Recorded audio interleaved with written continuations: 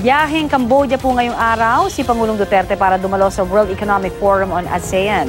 Bilang ASEAN Chairman, bibigyan ng pagkakataon ng Pangulo para ipaliwanag ang tungkol sa Dutertenomics. At mula po sa Cambodia, may ulat on the spot si JP Soriano. JP? At kung pasado alas 6 nga ngayong gabi, oras sa Pilipinas, ay nakadakdang dumating dito sa Phnom Penh, Cambodia, si Pangulong Rodrigo Duterte para dumalo sa World Economic Forum on ASEAN bilang panauhing pandangan. At Connie, mula nga rito sa Phnom Penh ay makikita ang makasaysayang Mekong River. Ito ang ilog na nagkokonekta sa ilang parte ng mga bansang Tibet, China, Myanmar, Laos, Vietnam at Cambodia. At gaya ng ilog na ito, layon din daw pagbukluri ng World Economic Forum on ASEAN ang mas matibay na ugnayang pang-ekonomiya ng mga bansa sa ASEAN, kabilang na ang Pilipinas. Sa unang pagkakataon, mag-host ang Cambodia ng World Economic Forum on ASEAN. Sa una ring pagkakataon, dadalo at magsasalita si Pangulong Duterte sa World Economic Forum on ASEAN.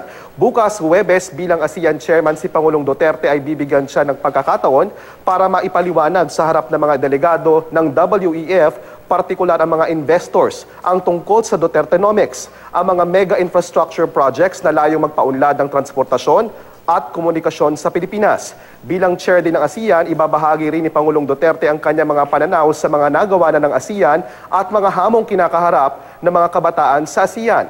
Pagkatapos ito ay magkakaroon din ng hiwalay na press conference para sa Dutertenomics kasama ang mga piling miyembro ng gabinete dito sa Cambodia. Ito ang ika-26 na taon ng WEF at ang sentro ng pagpupulong sa temang Youth, Technology and Growth, Securing ASEAN's Digital and Demographic Dividends. Mahigit 700 leaders mula sa business, government, civil society at media ang inaasahang lalahok sa mga pagpupulong. Pagtutuunan din ng pansin ng WEF on ASEAN kung paano pwedeng makinabang ang ASEAN region sa potensyal ng mga kabataan, pati na rin ang pagsusuri sa tinatawag na transformative impact of the Fourth Industrial Revolution. Pag-uusapan sa mga pulong ng WEF on ASEAN kung paano pwedeng itaguyod ng mga stakeholders at balansihin ang mabilis na pag-unlad ng social, economic at pagbabagong politikal sa bawat bansa ng ASEAN.